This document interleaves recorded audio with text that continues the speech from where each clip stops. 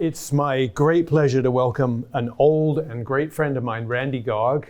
Randy runs and is the founder of Vistara, and Vistara is a growth capital firm. Randy and I have known each other for about 30 years, and dating back to the early Sierra Wireless days, and we continue to enjoy one another's company and do business together. So put your hands together, please, for Randy. So, Randy, maybe you can introduce yourself, tell us a little bit about your journey. Yeah, I guess we have known each other since '96 probably. So, yeah, no, it was great to be here. The last time I was in an MBA class, I was in an MBA class sitting in your seats, and that was back in 1991, so a long time ago at that other university that we won't talk about. But yeah, my journey's, it's been interesting, and we'll get into various aspects of it, of course, as we chat here. But I'm originally from Toronto, so I moved out here in 1991 to come out to the MBA program at UBC, and decided to stay out here after graduating. So for the last 30 years, I've really been working closely with technology companies at various stages, from early stage venture to kind of mid stage to now working more with growth stage companies. As they've evolved. So it's been fascinating to see companies in that journey. It's been fascinating to work with dozens of different entrepreneurs of all different stripes that have different quirks about them and various degrees of success. And I've stuck to that. I haven't really pivoted from that. Once you're in tech, it's a bit of a bug, and once you're in finance, it's a bit of a bug. And I guess I'm fortunate enough to marry the two together. How did you come to be in a career as an investor? So I always actually had a big interest in real estate, and I did my MBA in real estate finance, thinking I was going to go and be a developer, be in various aspects of real estate finance. But back in Toronto when I was there, I did 3 summers at IBM. So I worked as a summer intern at IBM. So I had enough of a little inkling on tech, and my dad worked at IBM for 28 years, so it was kind of in the blood a little bit. He got me my first PC when they just came out. It was this massive box, and I didn't know what the hell to do with this thing, but so I was always interested in tech. So I was going through my interviewing process post-MBA. I was going out for lunch with a friend of mine who was working with the local investment bank. He was busy on a call, so I ended up sitting there chatting with another guy who sat beside him, who had just done a summer internship at this venture firm called Discovery Capital that invested in tech companies. So here I am looking for kind of ideas on getting into real estate and real estate finance, and there's a link there that we'll explore in a bit. But but he said, why don't you maybe meet these guys? They know a lot of people in town. They've got this new technology fund. I said, tech, I'm kind of interested in that too. So so I thought nothing of it, stuck it under my arm, went about my business. I called them a week later. They said, well, we're looking at this software company. You worked at IBM, you must know something about software. So why don't you come help us? So I went in and I did a 1-week contract looking at this tech company. Went back to Toronto. I'll shorten the story, but I went back to Toronto, did my interviews in real estate finance and on Bay Street with all the big banks that you can think of. But I got kind of that bug in my mind that I really liked this tech thing, and it was a small shop. It was 2 people. So here I am interviewing with Citibank with thousands of people, and then there was this 2-man band in Vancouver. But I think what cinched it is this was winter of 1993. It was the worst winter I could ever remember. And I'm like, there's no way I'm going to move back to Toronto if this is what it's going to be like. So I came back. They said, well, why don't you hang around for another few months? We're just launching our fund. Maybe you can look at some companies. So that 1-week contract turned into 12 years. And that was my entree into venture capital. And then in about 96 is when I met Andrew along the journey. Yeah, great. So it was a bit of a fluke, to be honest. You need to be alive to opportunities. Absolutely. Even if they're not what you thought you'd be doing. How do growth capital and venture capital differ? So starting in venture capital, it was really working with companies that were at their very, very formative stages of development. So typically there was a a product or a piece of intellectual property that was built. There was some early customer traction. There was the beginnings of a management team. They probably had, a handful of key customers, but they didn't have diversification. And diversification in terms of your product suite, diversification in terms of your customer set, diversification in terms of your investors, and also the management team. There's a lot of holes that we came in as venture capitalists and we tried to help fill. Every now and again, you found a company like a Sierra Wireless that had a broader team, a deeper team, more product, more everything. But for the most part, it was companies that were still trying to figure out their way, management teams still figuring out their way. When you get to the growth stage, they've learned a lot of that, they've fixed a lot of that, they've got more customers, more products, they've got a broader team, they understand things like corporate governance, they understand things like outside investment. So at the venture stage, it's really about kind of proving concepts, experimenting. At the growth stage, it's often about execution. How do you just make the boat go faster, as opposed to the venture stage where you're still building the boat effectively. Mm-hmm. Okay, great. So most of the folks here are concerned within this course about venture stage. So very early stage, they're doing a project where they have to conceive of a new venture idea and go and perform all this experimentation that you discussed.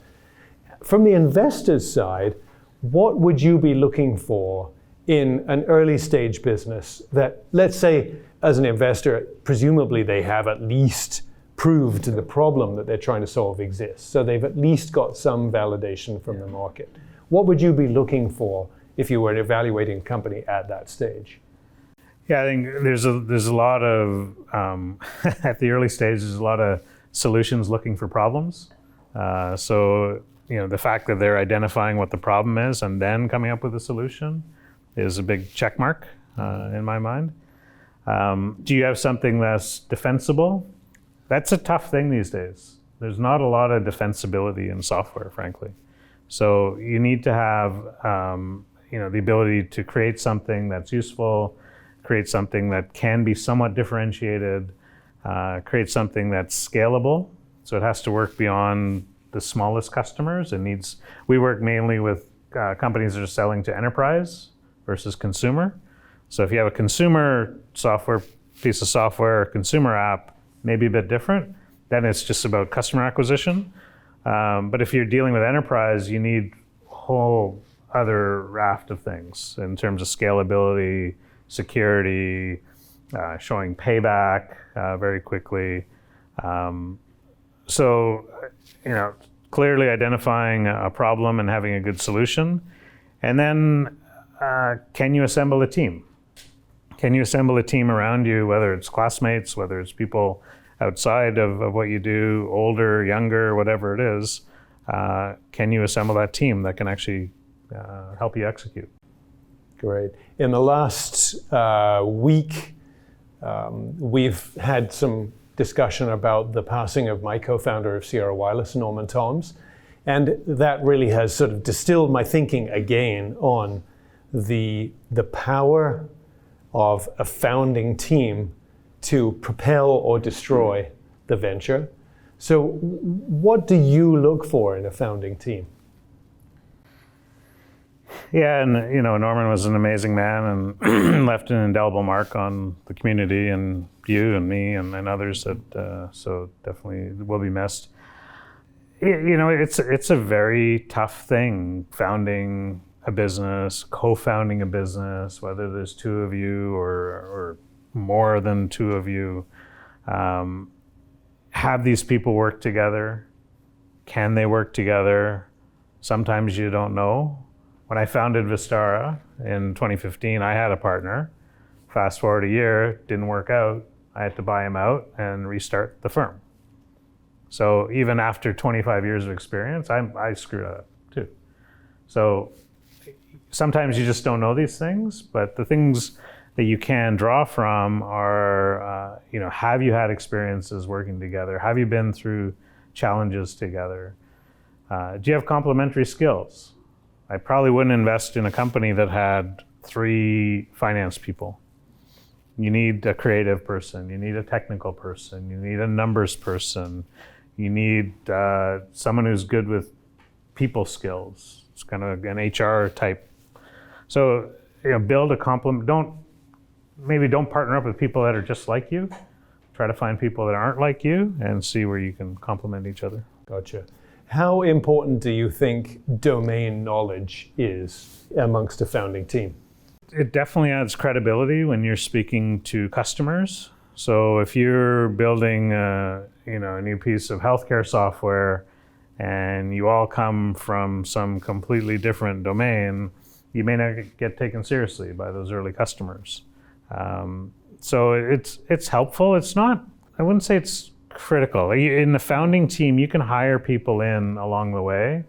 You can surround yourself with advisors, board members, investors that bring some of that to you. So I wouldn't overplay that.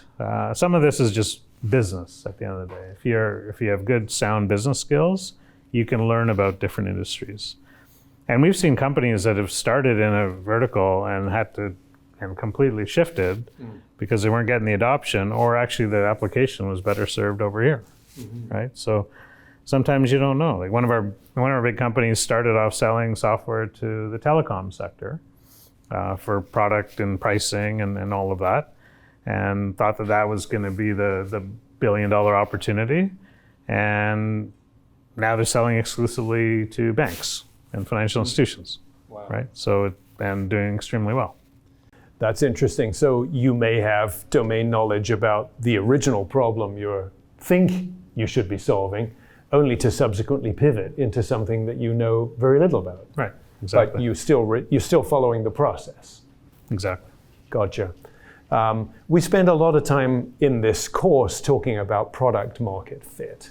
And really, really knowing for sure you have it is a little bit of an art. There's a lot of science, a lot of experimentation, but interpreting the results can be a little bit subjective. So as an investor, how do you know if a team have product market fit? Yeah, so at the venture stage, it is extremely difficult. We have the luxury now at the growth stage of having way more data points. Lots of customers, revenue, years of history of retention and upsells and churn and all those metrics that you probably study and hear about in this course. At the venture stage, at the really early stage, you have to get some fanatical customers on board early on that really, really appreciate what you're doing. They've done the buy versus build themselves. They've decided, hey, this is too complicated. We can't build this ourselves. We're going to buy from you because you've got the best product out there, and you're a team and a company that we think we can work with very closely. And then there has to be metrics attached to that. Are you giving it away? Are you effectively giving away your early products at zero margin for very little revenue? They might be just trying it, but they don't have the conviction yet. They haven't bought it. They haven't demonstrated that product market fit. They're just trying different things, and you happen to befriend somebody at a company, and sure, I'll give your product a try. Why not, right? So I think if they're paying you real money for it, and if they're renewing every year, and ideally for more than what they originally signed up for, and you can actually earn a margin on it. So you have the ability to earn gross margin on what you're selling, which demonstrates that you have some level of pricing power as well. So you're not just giving it away to get customers. So there's a lot of these factors that come into play. It is a bunch of art with a little bit of scientific data points attached to it. But those would be some of the things that come to mind. That's great. We've spent a lot of time talking about all of those, particularly, finding your first customers, satisfying the heck out of them. I presume that during due diligence, you would want to talk to the early customers to find out just how satisfied they really are. Absolutely. A lot of our due diligence is just talking to customers. We're not going to be the ones diving into the millionth line of code and understanding all of that. This is what the technical customers do when they're assessing these companies. We have long interviews with customers. Why did you pick these guys? Who else did you look at? Why are you staying with them? Under what circumstances would you leave? Would you recommend them? Et cetera, et cetera, et cetera, et cetera. So customers are probably your best due diligence at the end of the day. And then on the other side, the unit economics for however many customers you have need to be favorable. Correct. Yeah, if you the beauty of software is this is a high margin business by definition. If you're not generating 75, 80% gross margins, you're not doing this properly. Mm-hmm. Or you're a services company masquerading as a product company. And we see a ton of that, where you have these companies that claim to have X amount of revenue, and it's great, and all these big logos, and then you look and it's like, wait a minute, this is at 40% gross margin. Oh yeah, we like to make our customers happy and this and that. Well, basically they're doing a lot of services work for free to get these customers. Mm-hmm. So that's something to watch out for. If you, in terms of scale and the ability to really get that escape velocity, as it were, if you have to attach a ton of services to your product, that's going to be your limiting factor. Gotcha.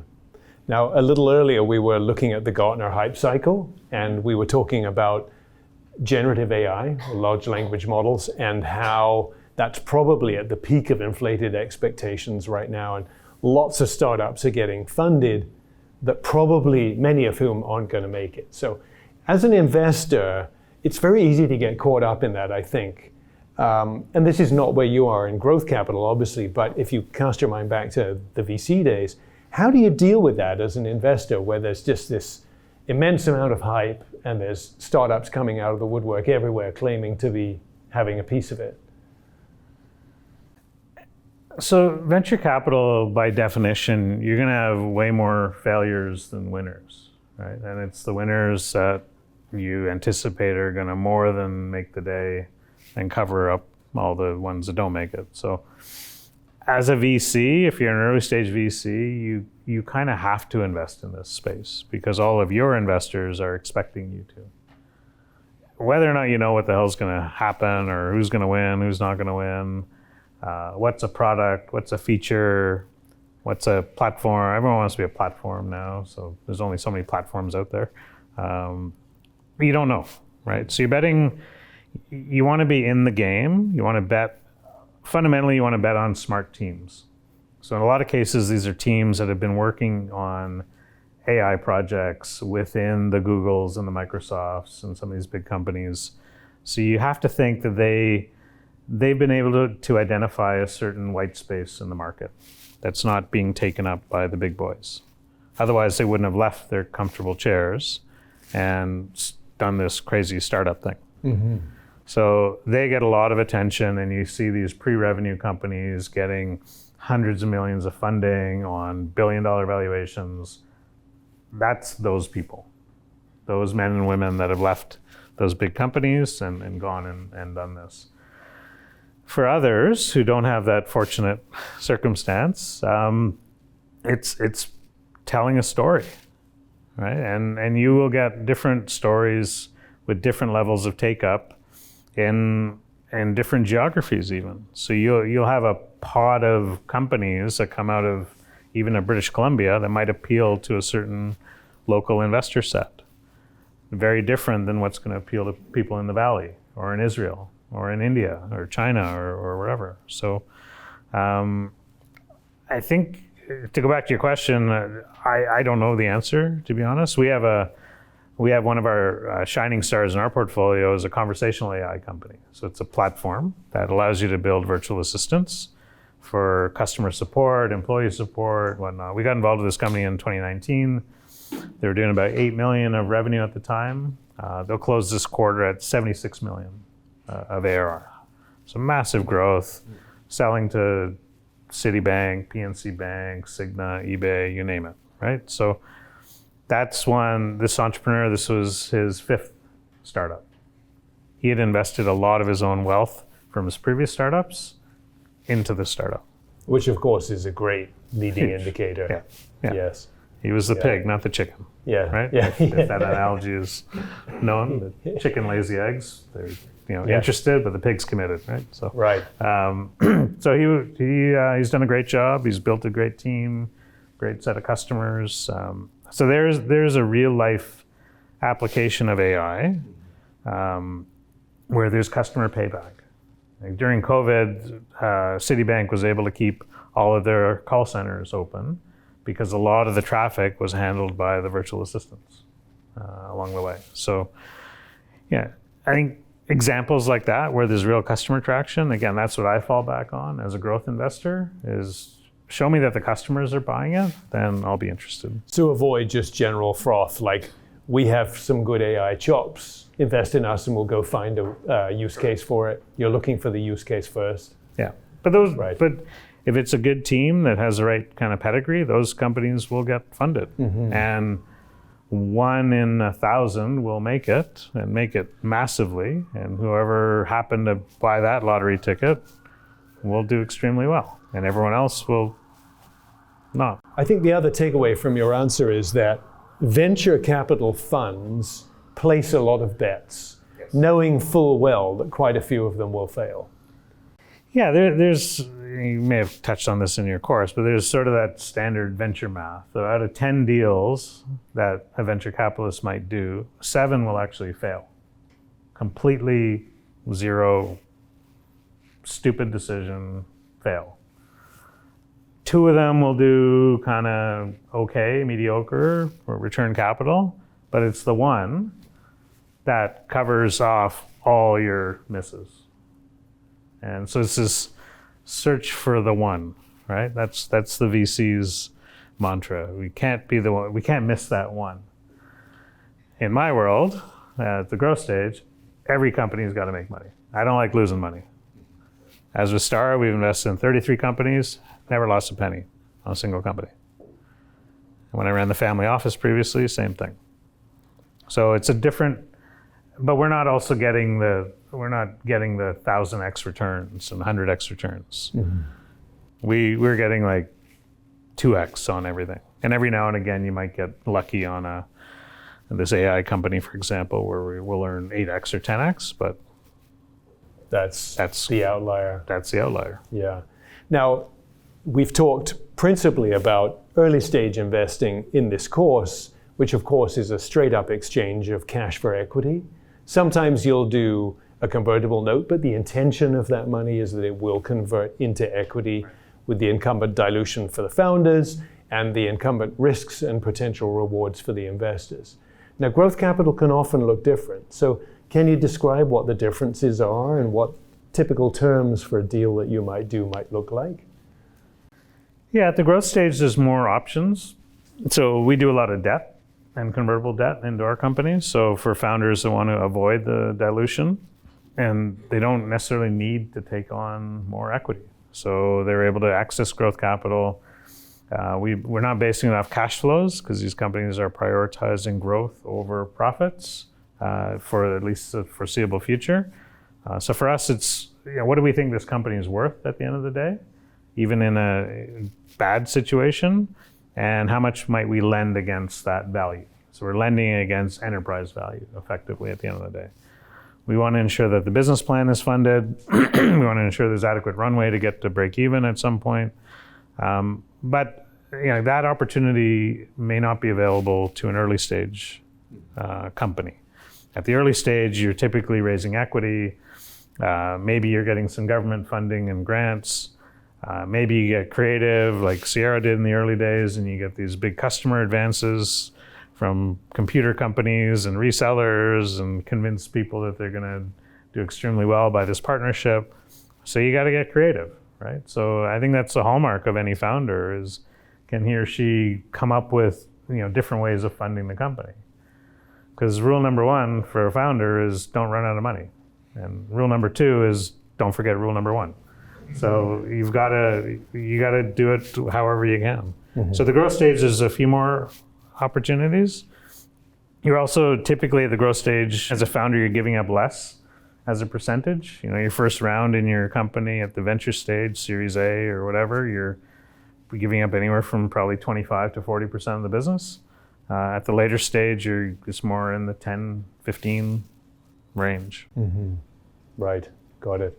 So debt, if as an entrepreneur, on the other side of that, taking debt too early, and I know because this happened to me in my second startup, can be pretty dangerous.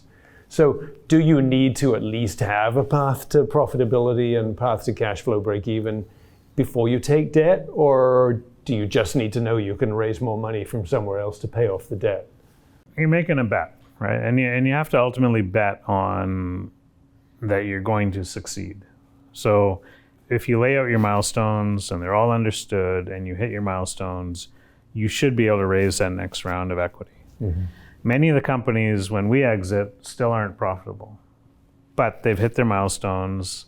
They ultimately were able to go and raise more equity or even sell the business by then, and that becomes how we get out of it. So we don't have to go in and try to realize on our investment, because one thing you do have with debt is you do have a hammer. You have covenants, you have security. So if things don't work out, I have to protect my investors and make sure that we get our capital back, right? 33 for 33. So that's, we've only had to go and do that once out of the 33 times. What can that hammer look like? What are the tools that are available to you to collect on an unpaid debt? Yeah, it's not, kneecap kind of stuff. It's send in the thugs, but you have security. You can force the company to put itself up for sale. If it's not successful, you can then go and force a sale of the business. There are some debt funds out there that actually do this. It's kind of the loan-to-own program or loanership, as we call it, right? So these are distressed credit funds that are going to go and do these turnarounds and get into troubled companies and try to realize on it. So they're buying paper at cents on the dollar and then looking to realize on it. That's not what we do. We're a growth lender. We want companies to grow and succeed. But if they don't, or if they go sideways on you, then you do have certain remedies. Gotcha. So a lot of your deals are bridging companies up to the next financing rather than bridging them to cash flow break even. Or cash flow break even, which is way more fashionable these days, is getting cash flow break even, because you can't assume that the equity is going to be there. Or to a sale of the business. We had a number of companies that have gone through an M&A process, have not been successful. In this market in particular, it's more challenging to get deals done. So they're looking to extend their runway to achieve further growth, achieve additional milestones, so that when the markets do improve, they can get a better outcome. Gotcha. We're going to go to questions from you all in just a moment. So please key up your questions. And while you're thinking of what they might be, I have one more for you, Randy, and that is, we touched in this morning's class on types of exit. So what are the most typical types of exit these days? For companies or for investors? For companies. Sorry, thank you for that clarification. Okay. So there's really no IPO market to speak of these days. It'll come back. It's sort of coming back a little bit in certain pockets. But the companies need to be bigger. You need to be close to 100 million in revenue. You need to be profitable. You need to be the shining star in your industry. So that's a very rare breed, right? I don't think any of you here are running that type of company today, right? Correct. Probably safe assumptions. Not that you won't at some point, but at least not today. Other than that, the more typical exit that we see and is seen in the market is change of control, where you're selling the business, but that can take two paths. It can either be a financial buyer or a strategic buyer. So a strategic buyer may come along and really like your product and your people. You add a new capability to what they're doing, and they see you as a way to tuck into their massive sales engine, and you become part of their company. And you see that a lot of the local companies have sold to larger strategics, and they've kept, with some exceptions, of course, but they've kept the people here, and they keep growing their businesses that way. The other thing that's come about during my career and probably really ramped up over the last dozen or so years is the role of private equity in technology. So I think private equity finally woke up to say, okay, we're not just buying companies that make desks and screens and widgets and whatever. These software companies are pretty cool, right? They're high margin businesses, recurring revenue, resilient to shocks by and large, actually improve efficiency. So in recessionary times, they can be a catalyst to companies saving money. So you've seen a ton of private equity interest in buying out software companies.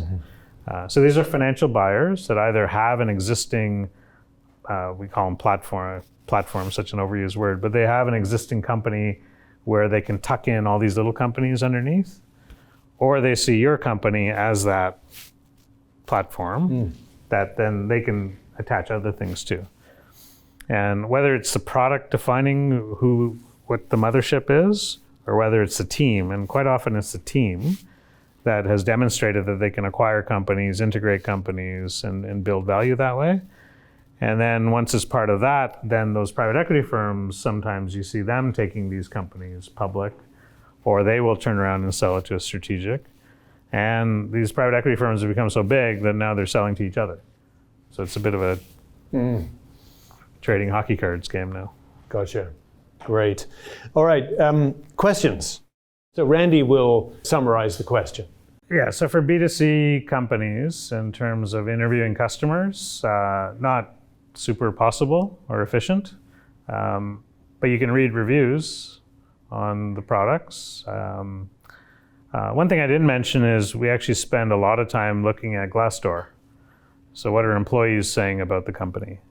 So that would apply to a B2B company or B2C company. If you have a big number of disgruntled employees, probably a good sign that you should kind of do this with the management team.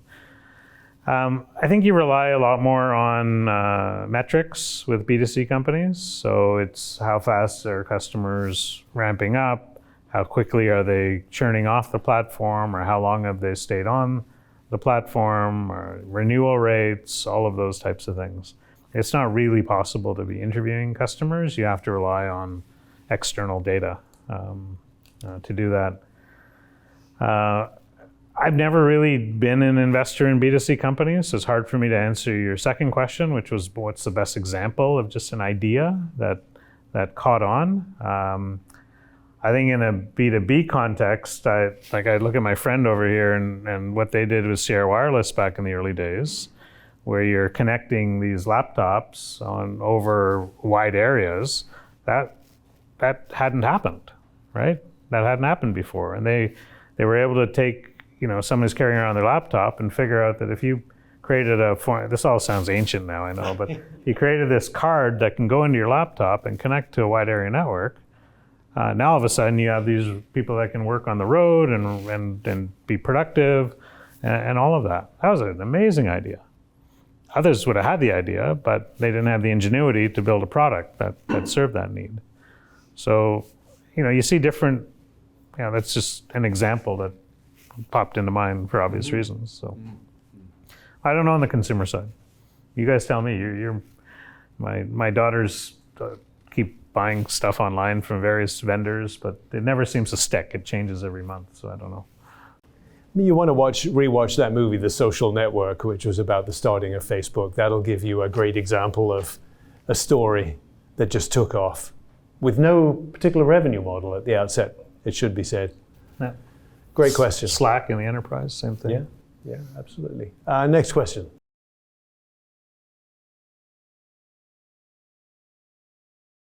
Team and leadership of the team, for sure.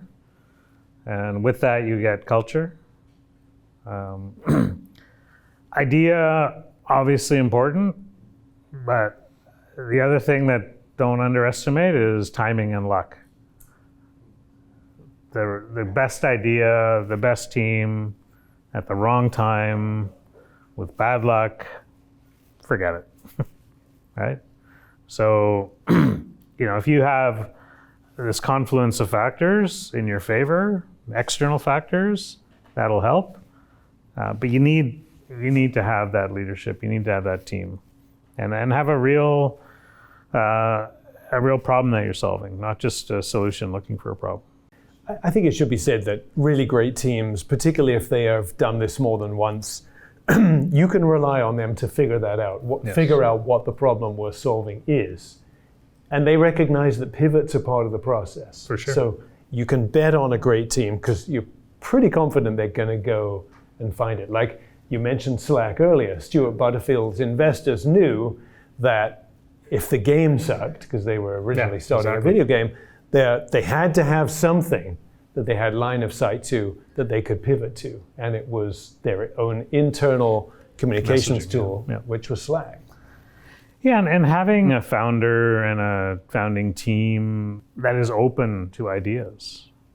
So if you have somebody that's just so headstrong that this is my vision and it's either, this way or nothing, then you're it's binary. Right? It's either there's gold in that mine or there's not. Right? Otherwise, you need somebody that's open to feedback, open to ideas as part of that. Great. G. The question is, one of the key things in product is whether it's defensible or not. So when you're investing in tech companies, over my career, there's been a lot of talk about patents and protecting your intellectual property, and nobody does anything without NDAs these days, and all of that. So in certain areas, for sure, that makes sense. I'd say in harder technologies, in pharmaceuticals, and other certain areas of tech, patents are very important, and they offer protection in the market. Former employees not going off and copying your software, so very tight employment contracts where you can't take the IP with you, you can't take fellow employees with you. Those are things that are important to think about. For a general software product, it's just extremely difficult now.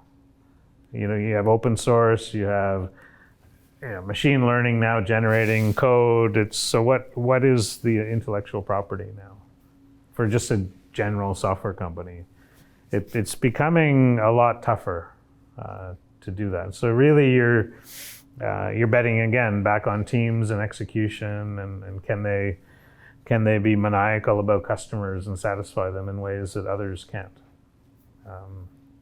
So that defensibility concept in certain markets is still very relevant, but in other markets it's kind of going away.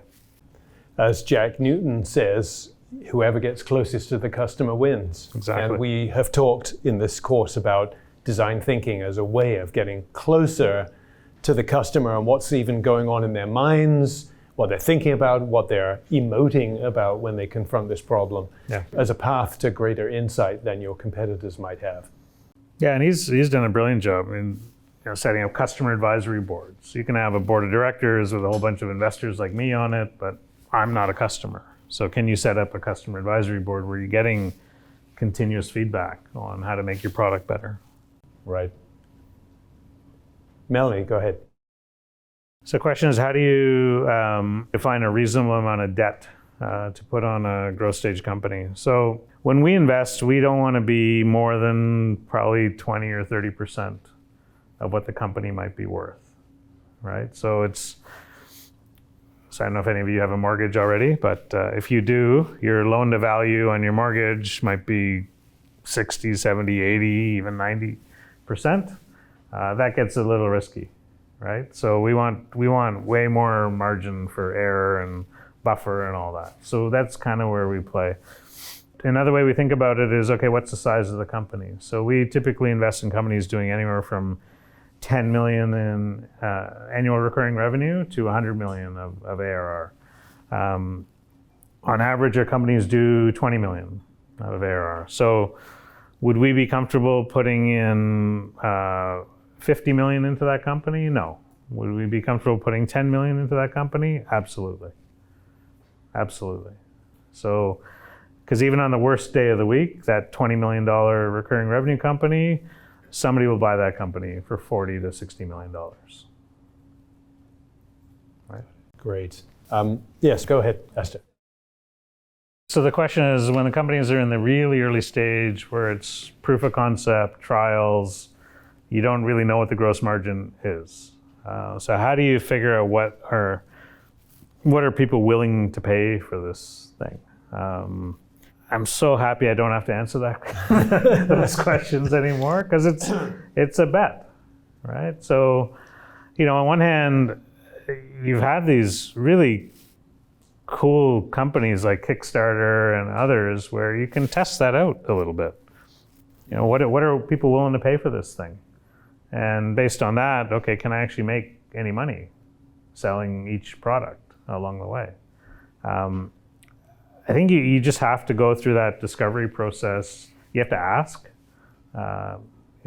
Most of these aren't free forever. There's sort of a free trial period. Then you look at conversions. Who's converting from free to paid? Look at the product. Is there how much of the stuff do you get for free? And then you have the next level and then the next level. So, is there a clear path? Or even in your free model, is there a way, like a Spotify, where you're getting ad revenue and then people don't want to see the ads anymore, so then they're converting to paid. So you do have to look at things like conversion rates, and then based on ultimately what people are willing to pay, you can deduce what a margin might look like. I don't know if I'm answering that question really well, but that's the best I got. Sravia. Question is, in startups, you need domain expertise, you need complementary skills. If it's an AI company, for example, you want people that have AI expertise and experience. The market's moving too fast. You can't sit there and bank on them learning on the job. They need to come with some level of experience. If it's a pharmaceutical company, you need life sciences expertise. So technical expertise in whatever the field is. The more complicated the field is fundamentally important. If you're developing a consumer app or something more generic, a piece of workflow software, then you could have a case where you've got a former lawyer that didn't like the way that they manage their practice, develop a piece of software, offshoring the development to India or somewhere, but they understand the customer extremely well. So I think the level of technical expertise really depends on what it is you're trying to build at the end of the day. The third startup that I was involved with contractually was founded by a former lawyer, Martin Ertl, who saw the flaws in the negotiation and execution of complex legal contracts and figured out there was a better way. Not a tech guy at all, but really understood the problem. But you surround yourself with the tech people, right? Which he did very effectively. Yeah. Go ahead, Sam.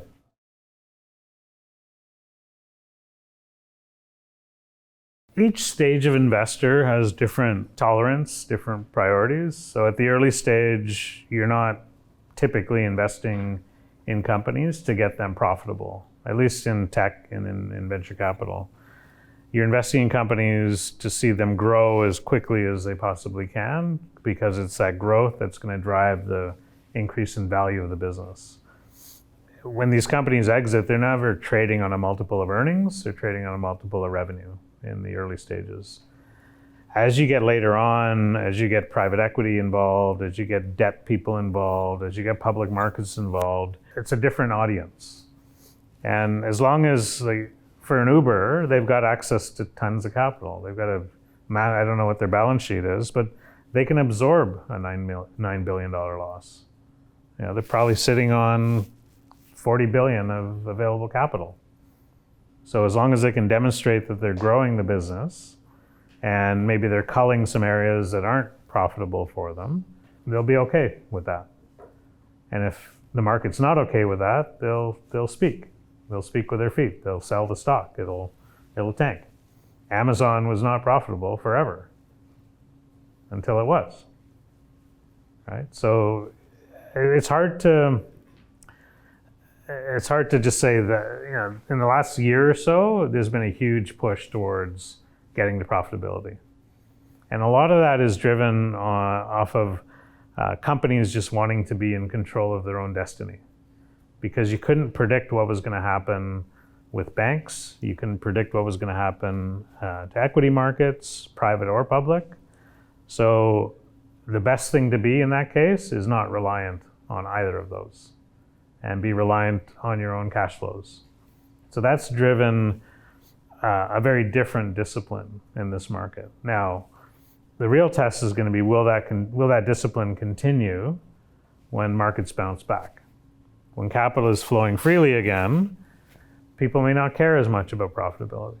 So right now, I'd say absolutely right. Everyone is about profits, profits, profits.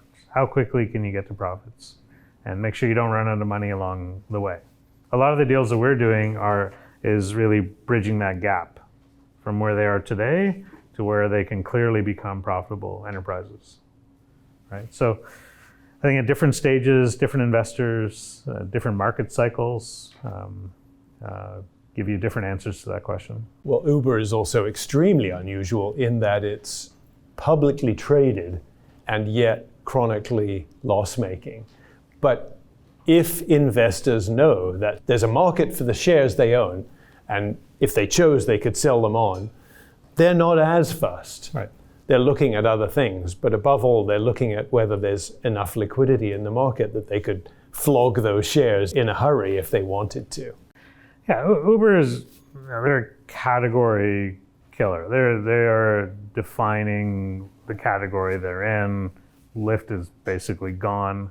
So they can make the rules effectively, right? If you're one of 22 enterprise software vendors selling to the enterprise, you're not making the rules, right? So that example, I'm an avid Uber user. I've seen the movie. It's not a great, endorsement for what they're like and their culture and everything else, for sure.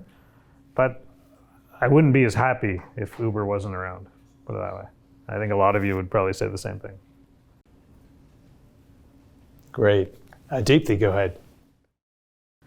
Yeah, so the question is, what other sectors beyond tech, specific in BC, have I seen that have been that have promise or have shown promise? So yeah, I've only done tech for 30 years in my time in BC. By the way, we invest across North America, so this is not just a local investment program that we have. So we get to see lots of different sectors. I think the ones that I've seen in BC, for sure in the earlier days, I think the media and the entertainment and the gaming sectors have been very, very interesting, and there's been a lot of great companies and people that have come out of that.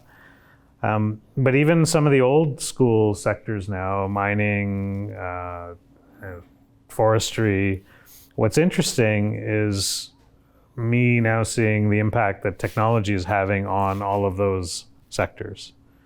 So, if you're in mining or you're in forestry or you're in gaming, you need to know about technology. You need to know about AI. You need to know about drones. You need to know about machine learning. You need to know about augmented reality, virtual reality. You need to know all of these things because there's not a single industry on the planet that is not affected by technology, right? So there's been this massive convergence. So if you're coming from a different sector, I would say you should still have a little bit of that technology bent to you because it's going to apply to every single sector, and it already is. I would add in the local market, apparel, think Chip Wilson, Yeah. or food, and I think about Yves Potvin. Yeah. There have been some great companies built and exited in both of those sectors, For sure. locally. Aritzia. Yes, absolutely. Okay, Cornelius.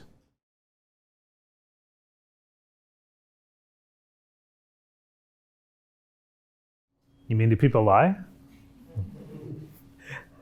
Yeah. This is why there's this concept of due diligence, right? So you have to do your due diligence on these companies. I gave the example earlier when they talk about things that they claim to be recurring revenue. Quite often they're not. There's a big difference between recurring revenue and reoccurring revenue. And they leave that part out, right? Where customers, maybe we'll sign up this year, maybe we won't. Or our project's kind of lower, our needs are lower this year, so we don't need as much of your product or something like that. So that's quite often one that people fudge a little bit on recurring versus reoccurring. Margins as well is a big one that people fudge. Beyond that, it's do they not disclose certain things, past employee issues, which is why you want to spend time looking at Glassdoor. Anytime you're looking at joining a company or investing in a company, legal issues that have come up in the past with the people, doing background checks on the people. The world's a very open play. There are no secrets anymore. So you can find out anything you want on any company, on any person. There's a record out there somewhere. So do your homework. Okay, we'll take one more from the floor and then we'll wrap it up. Saif. So the question is, what factors would I look at for an early stage company focused on addressing environmental challenges? Well, obviously there's a problem, so you're not making up a problem. Is your solution one that is credible, thought out, can gain traction in the market, either with consumers or with enterprise? I don't think it's that different really than any other kind of, like, the same measures apply. Do you have that product market fit? So I have a few different rules of investing. One is never invest in a single digit handicap CEO because they're spending too much time on the golf course. The other one that I've used, and my team laughs at me, is I try not to go into business with God or the government. So if I'm relying on Mother Nature, but that's what I mean by God, not selling religious software. But if I'm relying on Mother Nature for company success, I don't want to be there. And if I'm relying on government, i.e. government subsidies or things that mask sort of the underlying value of a business, I don't want to be there either. Right? So those would be some of the things. And I see that with some of these environmental companies, big push on ESG and company and funds having allocations. They need to invest in these environmentally focused companies. But for me, fundamentally, the company has to be a real company. It has to survive if the wind stops blowing. It has to survive if the government subsidy gets taken away. Those types of things. Mm-hmm. Great stuff. Randy, I'll just finish up with a question, and that is, if a student was interested in a career as an investor, what would you recommend to them? So it doesn't always happen on purpose. As I shared with you, my journey into venture capital kind of happened a little bit by accident. But you need to be open to accidents. You need to be open to the opportunities as they come up. One of the other little stories is, sitting in my MBA class back in the early 90s, in one of my real estate classes, the guy beside me that I befriended happened to be Ryan Beatty. So this kind of quirky guy, turned out to still one of my closest friends. I had no idea who he was at the time. Who knew he was going to have his name on a business school at some point, right? So you need to be open in general. When I went to Discovery Capital, it was a 1-week contract. I said, don't even pay me. I just want to learn kind of how you do stuff. So I think all that wrapped together is just be open to doing things differently. Be open to experimenting.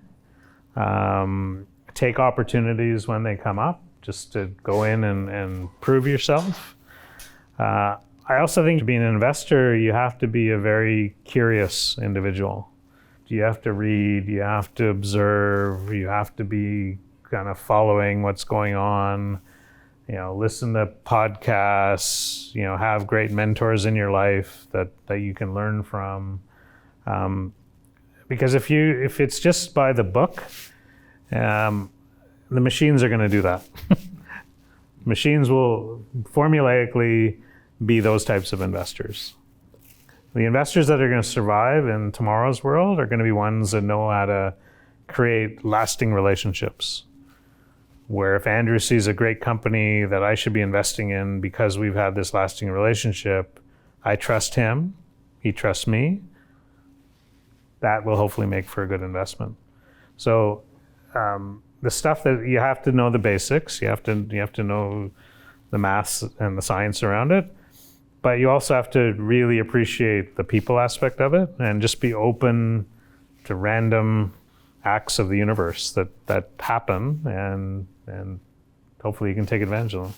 Work your network and put yourself in luck's way, I guess. Absolutely. Great lesson for life there as well. So, ladies and gentlemen, let's put it together for Randy. Thank you.